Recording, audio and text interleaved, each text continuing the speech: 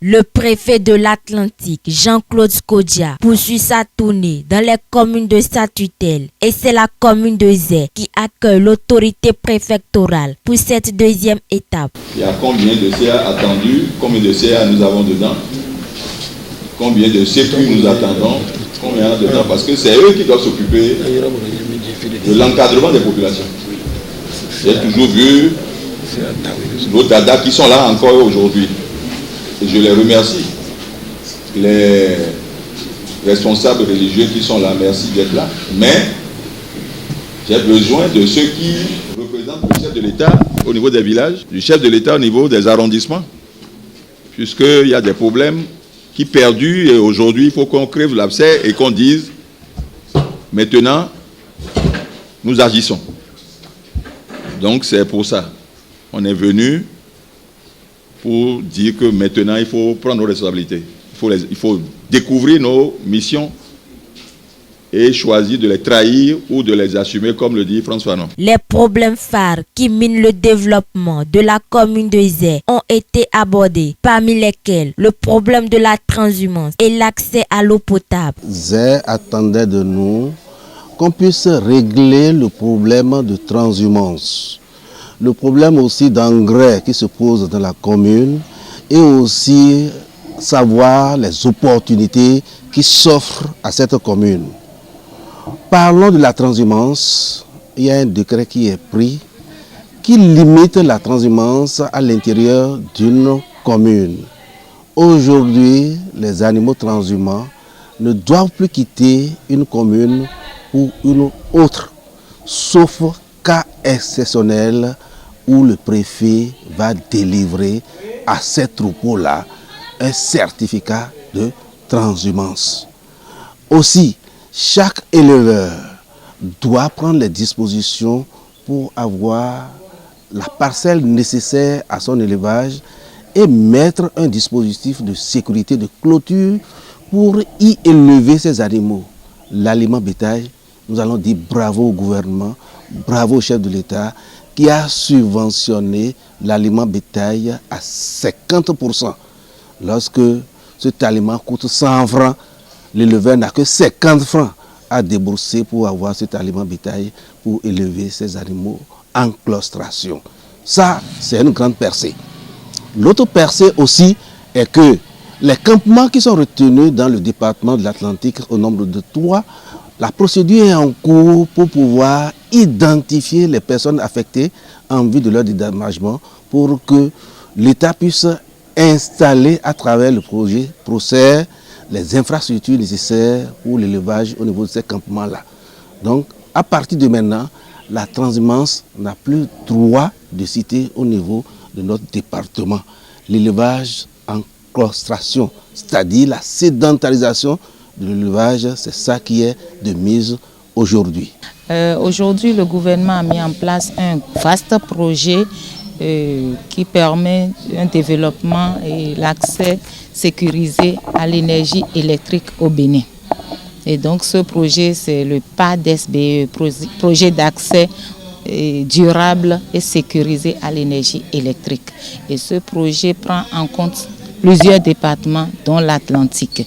Et il y a deux différents composantes pour ce projet-là. Il y a la composante ligne et la composante poste.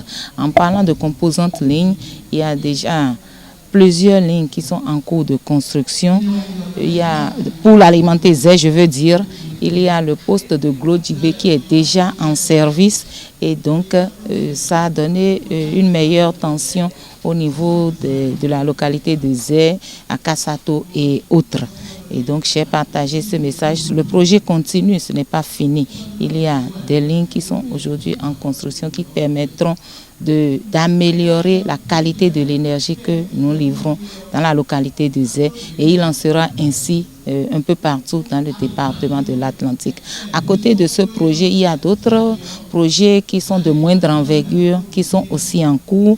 Il y a des travaux que la SBE même est en train de faire, toujours dans le cadre de l'amélioration de l'énergie électrique que nous livrons aux clients. Donc nous avons fait des travaux confortatifs pour certaines localités de Zé, Sodji, Hekame et autres pour leur permettre d'avoir accès à l'énergie électrique. Aujourd'hui, c'est chose faite.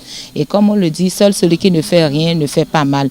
Et donc, il y a peut-être des anomalies que les populations ont relevées et nous les avons prises en compte pour correction. Pour ce qui concerne la commune de Zé, en termes de gestion des ressources forestières, je pense que nous avons déjà fait un travail avec la mairie qui a mis à notre disposition la liste des forêts sacrées de toute la commune. Et dans ce cadre-là, nous travaillons pour préserver ces forêts-là en collaboration avec les têtes couronnées. C'est vrai que nous avons des difficultés parce que ce sont ces mêmes têtes couronnées qui sont censées protéger, nous accompagner dans la gestion durable de ces forêts sacrées, qui font le morcellement, j'allais dire le partage donc, de ces forêts sacrées et qui les vendent.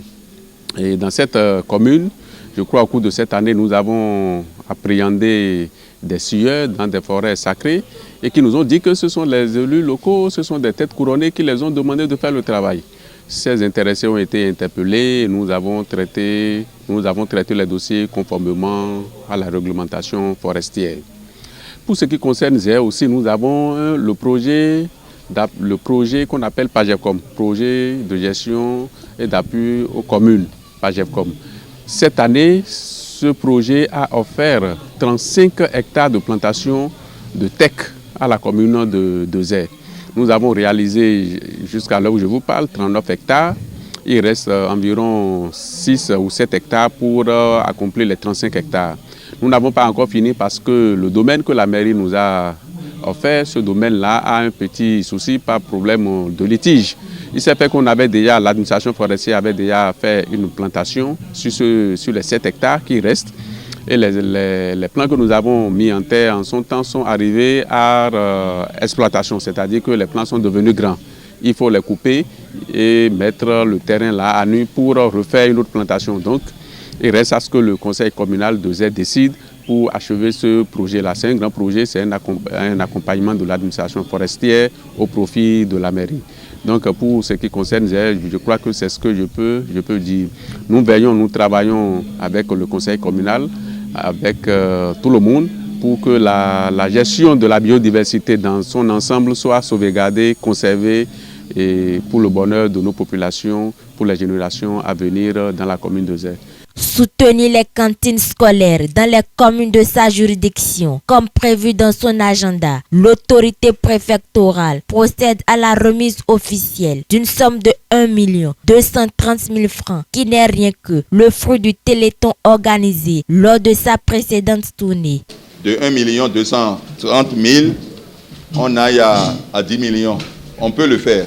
En quelques minutes à Soava, on a mobilisé 5 millions. Et Soava est champion. Et Soava, ce que j'ai mobilisé, je lui donne 4 millions. C'est parce que vous avez été mauvais élèves que je ne vous donne rien ici.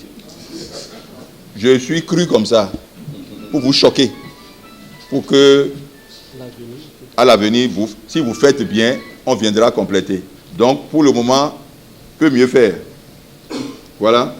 Je vous retourne l'argent, mais à gérer. Et Nagoa.